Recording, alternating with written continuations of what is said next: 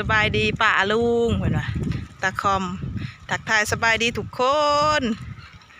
ตาคอมกับไล่แลนหอบแลนน้ำนอกมาพอดีแม่อันเอาขนมหายเนาะพ่อเพิ่นเมื่อเอาหน่อไม้อยู่น้ำอันแม่ใจอยู่บ้านน้องแต่พูนขนมน้ำอ้ายพ่อแต่แดนว้ายพื้นมาแล้วแม่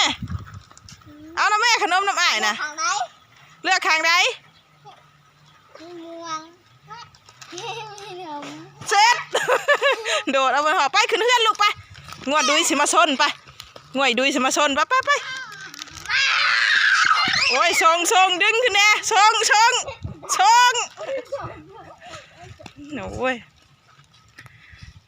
พอกันคือเก่าเด้อทักทายสบายดีมื้อนี้ก็ได้แนวกินของฝากจากเอื้อยอีกแล้วเนาะเอื้อยนำทิพย์และไอลูจาก USA มียังแหน่นี่นะแป้งนัวหน่อไม้แล้วก็ขนมศพหนึ่งพุ่นน่ะอยู่น้ำร้านผู้ร้านถือแหลนแซวอยู่พุ่นน่ะสบายดีแล้วก่อนกินขนมน่ะสบายดีก่อนขันอยากกินขนมน่ะแหลนอย่างเดียวผู้ใส่สบายดีก็ถือขนมแหลนเลยให้อ้ายนะตีโอ้ยคุณนะบรรยากาศพื้นที่ก็คึมคือฝนสิตกเนาะทุกคนเมฆหนาเมฆหนาอะไรขึ้นเฮือนก่อนทุกคนเอาหน่อไม้ไปอันต้มไปแกงก่อนอื่นกะขอบมกขอบใจขอบบุญขอบผู้คุณไปทางเอื้อยนำทิพย์และไอลูจาก USA หลายๆเด้อเป็นห่วงเป็นใยน้ำหนองน้ำหนุ่งซื้อหน่อไม้มาให้มื้อนี้ก็ได้แป้งนัวพร้อมขนมมาให้ร้านน้ำเนาะแป้งนัวกะ2 ห่อหน่อไม้กะ2 ถุงเนาะทุกคนขอบมกขอบใจหลายๆเด้อเอื้อยกับอ้ายฝากพี่ฝากน้องบ่ทุกคู่ทุกคนกดไลค์กดแชร์กดติดตามช่อง YouTube ตำรวจสุวรรณอยู่ต่างแดนนะเด้อทุกคนเป็นกำลังใจให้เอื้อยกับอ้ายในการถ่ายคลิปลงช่องต่อไปเนาะขอให้ทุกคนที่เข้าไปกดไลค์กดแชร์ให้เอื้อยอ้ายจงอยู่ดีไม่แห้งความเจ็บจะได้ความไข่อย่ามีอายุหมันควันยืนเฮง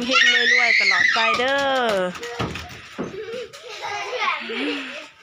อ้าวสอดเทิงเฮือนปุบโอ้โหบ่อนนอนกับบ่อนหลินนั้นเดียวกันของฝากของตอนจากเอื้อยกับอ้ายเนาะราชาชูรส2 ซอง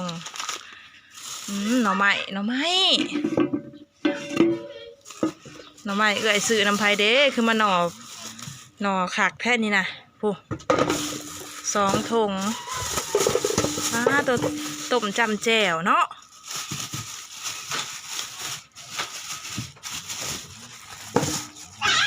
ต้มจำแจ่วกะปิมะนาวหน่อนะอุซุสวยอยู่โอ้ตัวขักอลีเอ้ยอย่าสู้แม่ที่บักละโอเคขอบใจเด้อปลาถีบกับลุงลู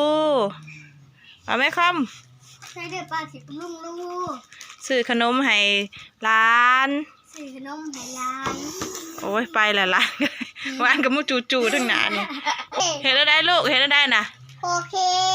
คโอ้ยหน่อไม้กับมีแต่ยอดงามหน่อไม้หน่อนางดินกับมีนี่นะนางขาวนี่ขาวอุซุอยู่นี่